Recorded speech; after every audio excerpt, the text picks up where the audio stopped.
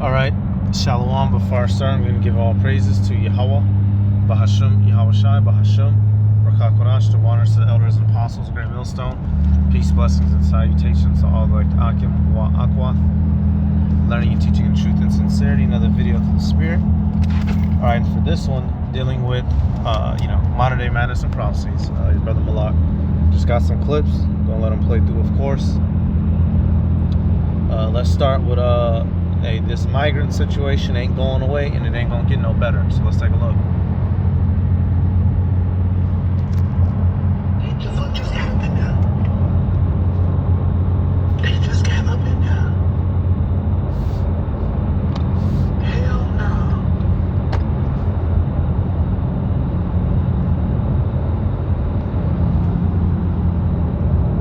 Damn, they just got up in there. Bitch, don't make no fucking sense. Yeah, look, they just got up in there.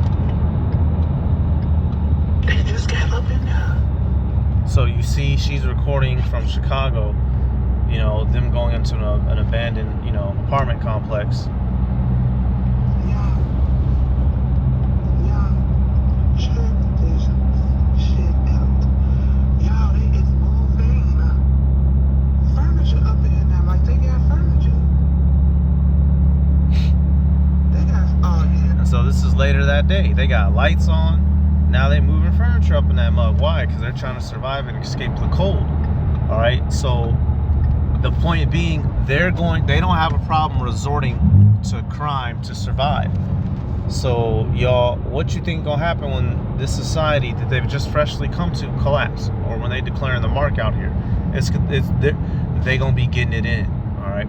They're gonna be getting it in to survive, and that's ultimately why they're over here. To the Spirit Pride Howell Bashim Yal Shai. They've been brought over here either for judgment or salvation. And we say many of them is going to hop in that bloodbath. Y'all just saw what happened. All right. Let's go to, y'all know what that is, Segnedgers. When survival is on the line, y'all, people don't give a goddamn what a motherfucker trying to say. You feel me? People don't care what the president got to say when they babies ain't ate in 4-5 days. We trying to not die, Mr. Officer. Segnedgers 15 and 14. Woe to the world and them that dwell therein. For the sword and their destruction draweth nigh, and one people shall stand up and fight against another, and swords in their hands. For there shall be sedition among men, and invading one another. They shall not regard their kings nor princes, and the course of their actions shall stand, and their power. All right, so they're not going to listen to reason when crunch time comes. When push comes to shove, they're going to do what they feel they need to survive. And if your American ass is in their way, they will take your life. They came over here for a better life, not to be suffering, right? And I'm speaking, in their mindset, right? You got to think how they're looking at it. I didn't come over here to die, so shit. If I got to kill me 4-5 people to get into this warm building for my babies, I don't know the Spanish word for baby, right? Then they'll do that. They will do that, all right? Next clip. See, niggas, boy, niggas is a special breed of stupid, man. When she come and see me and she wear a sundress, I be going. Actually, let me knock that volume. So you see here, this nigga's locked up. And I'm assuming, his chick or baby mama got her butt all up against the glass, showing affection while he doing humping maneuvers. And here it is, y'all, yo single ass out here free. You can't get no love like this. And these jailbird niggas is getting love, showing you.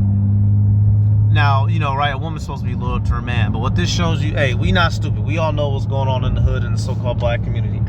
Thugs and criminals and gangsters is loved more than a man who is, just a simple regular man, trying to get through life peacefully and civilly. That's not our women have been trained and inwardly desired, because really, what does that go back to? Eve was tempted with the serpent. So women naturally have an inclination to evil niggas or to the negative traits of a man. That's why when you get to beating a nigga up in front of your chick, What happened when you get home at night? She rip your clothes off, right? Or you know, come across some money. It don't matter how you come across it. She's not gonna question it. She'll just want to spend it with you. Women have a natural inclination to the darker nature of man, right? Let me see. And here it is. You got bitches supporting it. Black bitches supporting it, which further proves, man, y'all leave the NB alone. Leave the nigga bitch alone. Wildest part of it is, oh, okay, Salaki, not that one, not this comment. Not this comment. There's another comment that I had seen.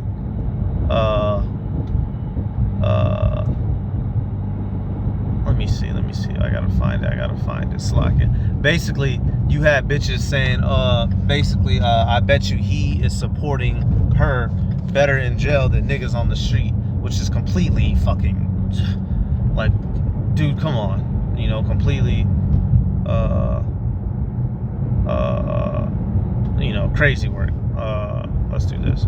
Right here it says, because jail/prison is glorified in the hood. Here we go. Right, precisely. It says, it's like wearing a badge of honor. I'm in my 40s. Remember getting teased for having a job, while niggas coming home after their 12th bid at 21 got praised with barbecues and big dinner parties. And guess who were the hosts? Meaning what? Probably, you know, the women of the family. So right here. Oh, that's nasty. Right here says, because they keep the real ones locked up. No, the real ones aren't locked up. The real men are serving Yahweh Bashem, Yahweh Shai. Everybody else is gonna die. All right.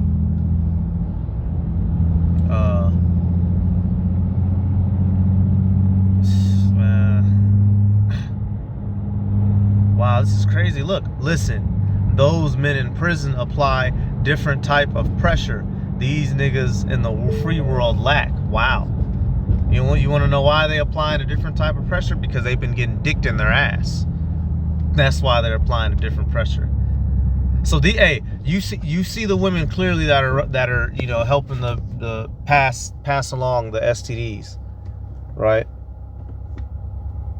Yeah. Yeah.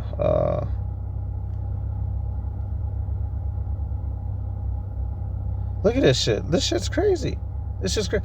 Believe it or not, there's men in prison who are taking more risks to sell drugs in prison to take care of a woman on the outside.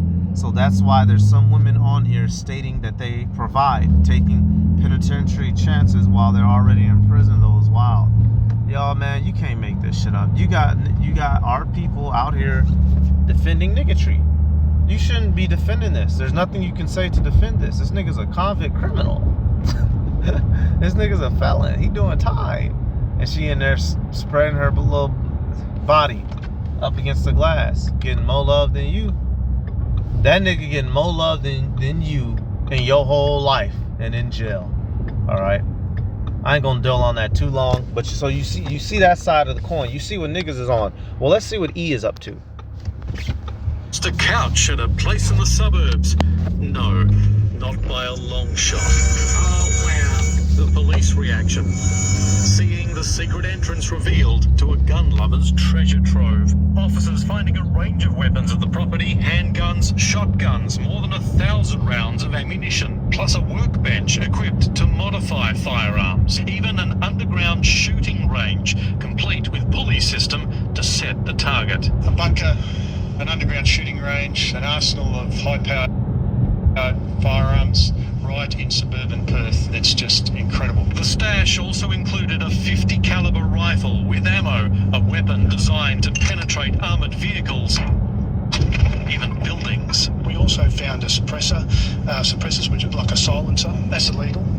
Body armour, illegal. Unsecured ammunition and unlicensed ammunition, illegal. Across Australia, it's the fear of police that guns like these can and do end up in criminal hands. My heart sinks every time I see a firearms burglary where more than 10 10, sometimes 20 and 30 firearms are being taken from a house. The bunker builder, there in the orange shirt, former professional fighter David Iceman Letizia, pleading guilty to several firearms charges. He was fined just over $3,000 with the weapons destroyed. He's also been charged with building it without council approval. So you see here, while you niggas is waking up, you know, thinking, well, I can't wait to go show my ass to you know, the bitch, she couldn't wait to go wake up. Ooh, I can't, ooh, let me put that, I know he, you know, waking up to go do things like that at jail. This is what Esau Edom is waking up, getting ready to do. They ready for the end of the world, and you niggas is out here spreading butt cheek in jail behind glass. What type of fucking, oh my God, bro. Hey, man, it's like, we not even the same species as you niggas, man. Let me get this, man. Y'all supposed to, hey, that's why the scriptures say what they do. Let me get this. Here it is. You know, you niggas are the Israelites, bloopity bloppity bloopity. And what do you do with it, man? What do you do with it? Luke 16:8. And the Lord commended the unjust steward because he had done wisely.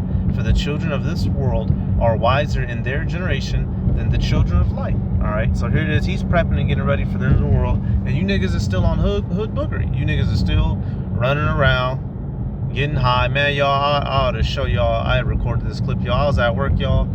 We had to, you know, we take it down the house, and we look over. We ended up on the Dope House Street. I'm talking about 100 cars pulled up, got they weed from the weed man sitting outside inside of 30 minutes, man. One of the girls that was there, one of my coworkers, she counted 300 cars for the day. I said, oh my God, bro. Like, you niggas are still out here trapping like it's 1996 with a doobie in your ear. Niggas roll up, you do the hand, you get some dap, and it's past the doobie, and you know, incognitally, right? Like, oh my God, bro. Man, hey, Jake, when this shit pops, y'all, they're gonna get their issue. Let me let these two clips play. Nothing more Midwesty than cannibal sandwiches, aka raw beef sandwiches. Basically, you're taking some rye bread, topping with pepper jack cheese, raw ground beef, onions, salt, and pepper. This is super traditional, old school Wisconsin food. There's super traditional, old school Edomite food. That's basically what she said. So you see how they get down, all right? That's the spirit that is in them, all right? That's why Esau Edom, his name was changed to what? Red. Literally, it's spiritual, and it's no coincidence.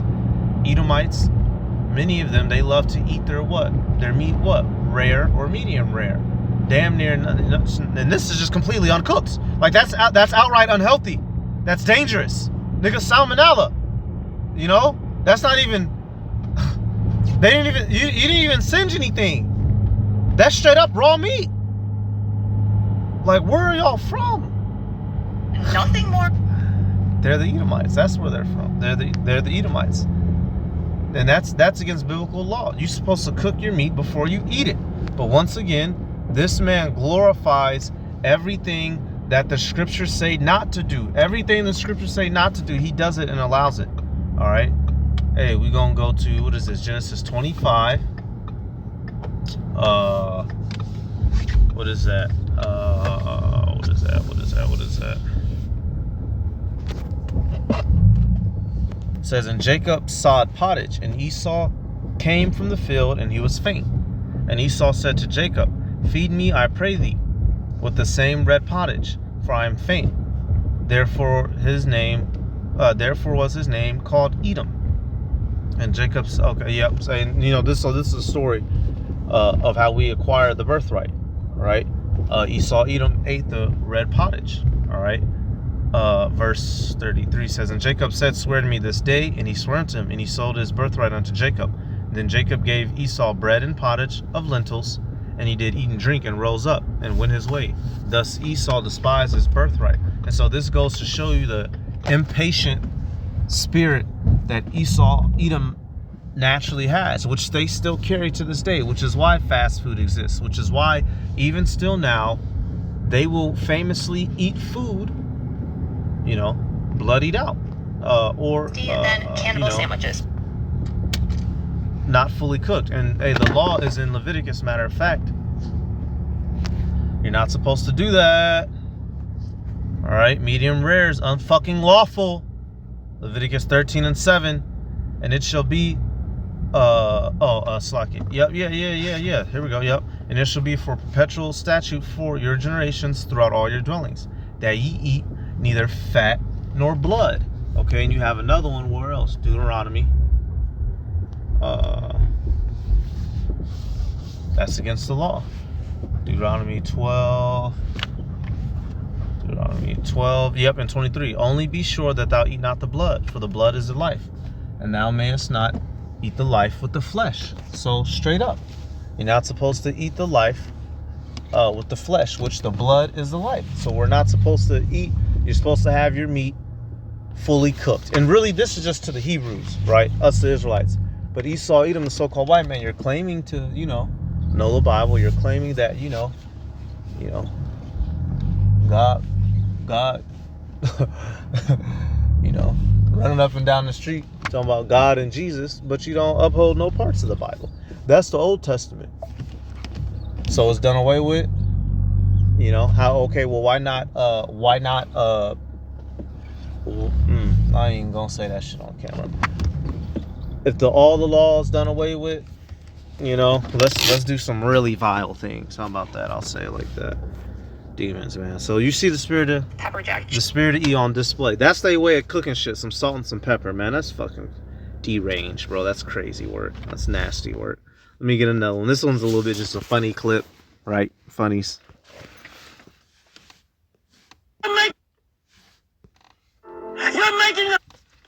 You're making us pay for grapes, apples, things that God gave us for free. You will burn in hell when I'm through with you. You're making us pay for grapes. Hey, and so hey, that's Orlando crazy ass. Now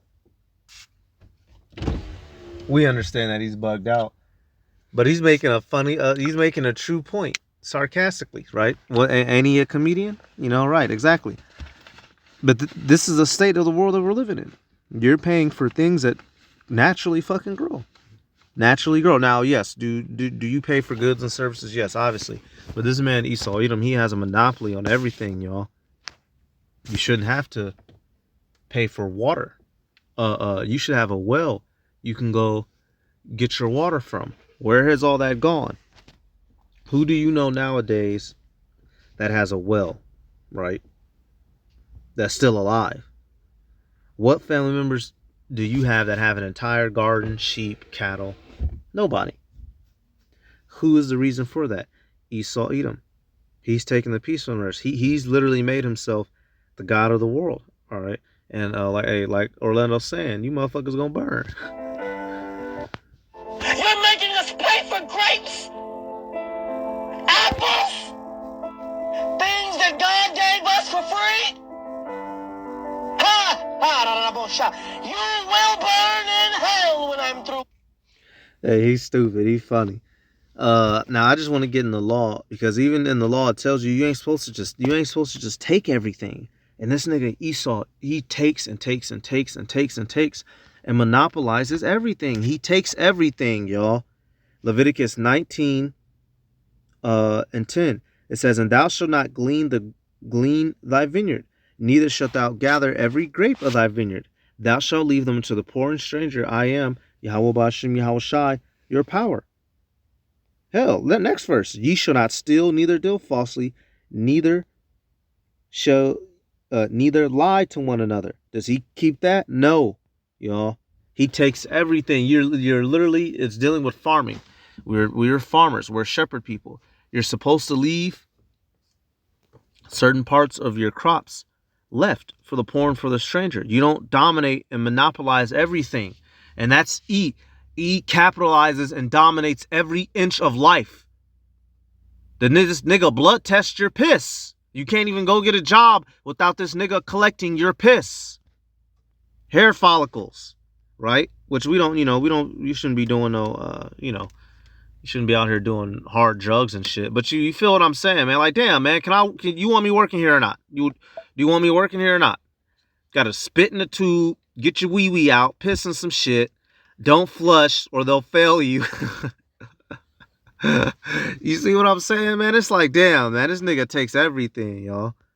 Why? Because he's a fucking demon, and we gonna put the icing on the cake with this story from this last Jake. Hey, and shout out to the brother Yediah from Chicago, because I got this clip from him, and it's fucked up. I'm gonna just let it play.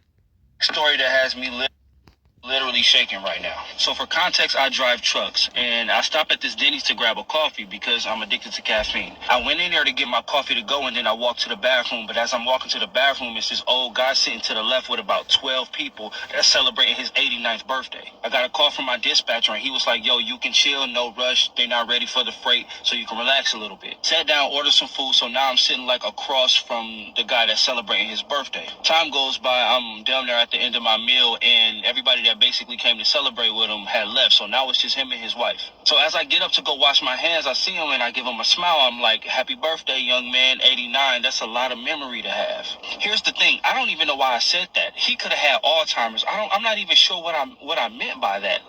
But that's what I said, and he said, well, thank you, young man. And he smiled, and he kind of just stared at me, and I just walked back there and washed my fucking hands. So I come back, and his wife is gone. She's talking to some other lady that goes to the same church they do, and he sees me, he says, come here. And I said, yes? And he said, there are way too many things that I wish I could forget. And I said, yeah, man, you make it to damn near 100 years old, I'm pretty sure you got a handful of regrets. And he looked at me with the most serious look ever and said, you have no idea. Well, now I'm curious. Do tell. He said, I used to be a firefighter through the 60s and 70s. I said, that's what's up. That's a very commendable job. And he said, yeah, it should be. He said the 60s and 70s was a different time in every way possible. You know that, right? And I'm just like, yeah, no shit. He said, back in those times, I was a way different man, and who knew that we'd get to the point where we are in society today, and I'd be feeling the way I'm feeling about the decisions that I made back in those times. So I'm like, man, if you won't fucking tell me, bro. So right before he took a very long pause, he looked at me and said, back in those times, it was very common for firefighters that looked like me to leave people that looked like you in burning houses and buildings and horrible situations just to say they couldn't get to us. He said more times than he'd like to admit, he would hear screaming black people and children in burning buildings and houses and apartments and stores and cars, and he would literally just pretend he didn't hear it. He said his last time doing it was when he made eye contact with the baby that he deliberately went into a building to save and deliberately didn't. And he said that was the last time he did it, and he quit that year. He said the nightmare still hasn't stopped. He still hasn't forgiven himself. And so let's go do this, y'all. Y'all heard the breakdown, y'all. And that's just one firefighter Edomite who's 80. There's millions of Edomites in this country. There's millions of old Edomites in this country. They did evil. Go back behind them. Those people did more evil. This is why we know who this man is, and it tells you he had a perpetual hatred. You got to be a sick son of a bitch. You got to be a sick son of a bitch to watch some, to intentionally just let some motherfuckers burn when it's all in your power. Even us today, y'all, as much as we hate these motherfuckers, right? If I was a fighter, and that's my job, if there's a little ass cracker, I'm gonna do my job, right? Brother, hey, you got brothers as paramedics. I'm not saving them. That's their job. You devils, even for the sake of your fucking professional job, you still let your heart fill up with hatred for us. That's the nice way of putting it. There's something else, y'all. These people, you niggas really don't realize how much you niggas, boy. You think you black people, y'all are right? No. Your enemy gonna show you what's up. They will let you cook, nigga. All right. Ezekiel 35:5. Because thou hast had a perpetual hatred and hast shed the blood of the children of Israel by the force of the sword in the time of their calamity and the time that their iniquity had an end. Therefore, as I live, saith Yahweh Ba'ashem Yahweh Shai power, I will prepare thee unto blood, and blood shall pursue thee. So if thou hast not hated blood, even blood shall pursue thee. And that's why that old nigga's full of regret. Because, he's probably old, believing, he gonna go to hell. No, you're not gonna go to hell. You're gonna have to be a slave. And you're gonna wish you was in hell. You're gonna rather wish you was in hell than to have to answer for your crimes. Because you didn't have that regret when you was letting people cook. Now all of a sudden you want to have no, you're gonna have to suffer. Your children are gonna suffer, your grandchildren are gonna suffer, your great grandchildren are gonna suffer worse than all those niggas you let die in them flames. All those Israelites you let die in those flames. You will suffer more than them. Y'all think about that, y'all. I'm talking, and when people are dying, they let out all kinds of noises. Because when you're in pain, you'll scream. But when you're dying critically, painfully, that's when people start making noises that sound like animals, that sound like it shouldn't be coming from a human's vocal cords. Burning until eventually silence. That's some demonic shit. Therapy helps, but it's still a living nightmare to have those memories. And I guess that shit just shocked me so much because when it came to firefighters, I never thought of them like that. Like when it came to like police officers, lawyers, and judges, and everybody else, we knew they didn't give a fuck, especially police officers. We knew they didn't give a fuck about us. But I don't know why that didn't click to me that, no, it was everybody that hated us. Everybody. There you go. Everybody. That's what Jake don't understand. Everyone is against us. Everybody had a hand in deliberately making our lives worse. Every facet of this society is designed to oppress an Israelite. Financial, judicial, right? The relationships. Everything is set up to be anti-biblical and anti-Israelite. Even the style of clothing and hair. Tattoos on your body. Contacts, wigs. Everything is set up to oppress you. I'm down from being mad enough to want to pull the plug on his ass. I thought about it. And I was like, of course they did this. Of course they did this shit. Duh. Like, why was I even shocked? Like, of course.